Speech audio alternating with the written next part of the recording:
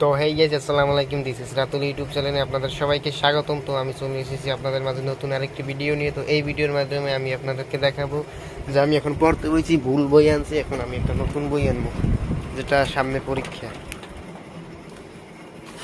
যেটা আমার পরীক্ষা পৌরনীতি ও সুশাসনের মেইন বই।